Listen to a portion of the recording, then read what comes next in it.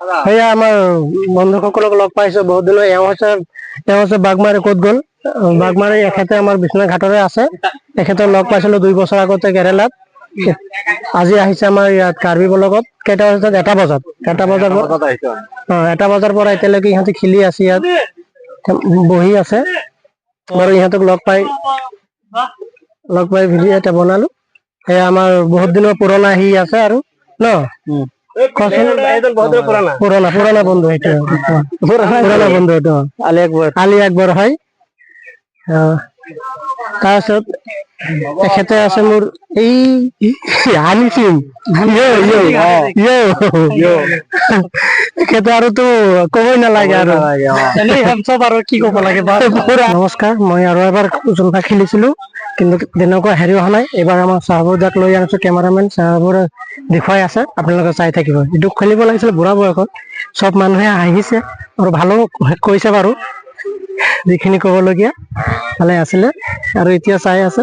আজি আমাৰ চাহাবুদাই ভালকে কেমেৰাটো ভিডিঅ' কৰি আছে, ফটো চাই আছে। এইটো আপোনাৰ কাৰ্বি ব্লকৰ দৃশ্য হয়।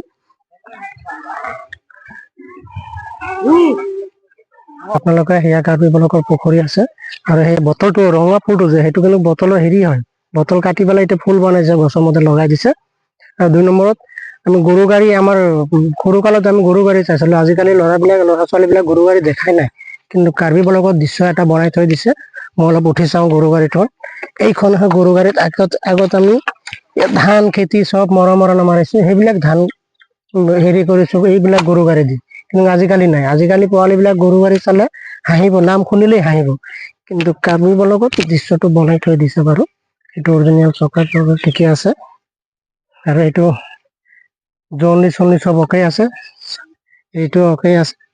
এইটো হ'ল কাৰ্বি ব্লকত দৃশ্যটো বনাই থৈছে। আৰু সেইফালে ছাতি বনাইছো যে, সেই দিলটো ফটোটো মই ফেচবুকত আপলোড কৰিছিলো। কিন্তু আজি মই ভিডিঅ' বনাই আছো। চব ইমান ধুনীয়াকে বনাই থৈ দিছে। আৰু এইটো কাৰ্বি ব্লকৰ হয়। আৰু এনেকুৱা বহুত ভাল চিনাৰী আছে, আপোনালোকে চাব পাৰে। বহুত ধুনীয়া। আৰু মোৰ বিশেষকে ইয়াত আহি পেলাই বহুত ভাল লাগিলে। চিনাৰী কেইটাও ভাল লাগিলে, দেখাতেও ভাল লাগিলে। দিলটো বাঁহৰে বনাইছে, বহুত ভাল আছে। আৰু ইয়াতে ফ্ৰেণ্ডছ এই আমাৰ তামান ভাই মহম্মদ আলী তামান ভাই, তেখেতৰো পেজ আছে মহম্মদ আলী হয়। তেখেতে মোক বহুত দিনৰ পৰা কৈ আছে কাৰ্বি ব্লগ যাওঁ চাই আহো। সময় মিলাব নোৱাৰে, আজি সময় মিলাই কাৰ্বি ব্লগত আহিছো।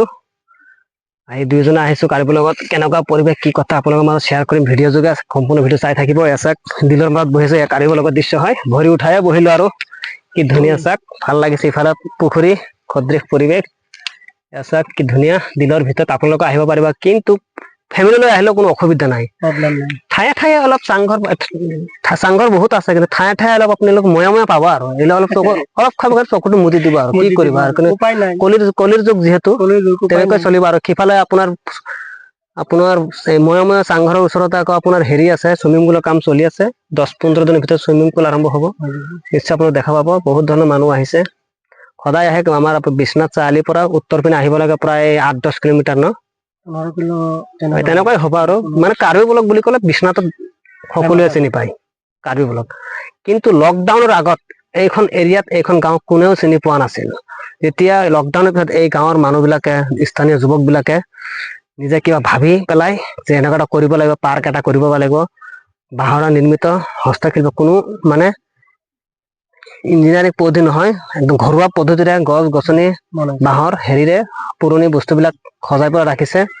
তেতিয়াৰ পৰা এই কাৰ্বি ব্লগ সকলোৱে চিনি পায়, সকলোৱে পৰিয়ালে ফুৰিব আহে কাৰ্বি ব্লগত। গাইজ, আপোনালোক ভিডিঅ'টো সম্পূৰ্ণ চাব, নিশ্চয় ভাল লাগিব। আৰু আপোনালোক আহিব যিমান পাৰে কাৰ্বি ব্লগত চাবলৈ। ফ্ৰেণ্ডছ, এয়া দেখা পাইছে চাইকেল হয়, লোহাৰ চাইকেল দেখা পাইছে। আমাৰ তামান ভাই চুই আছে চাইকেলৰ চাক।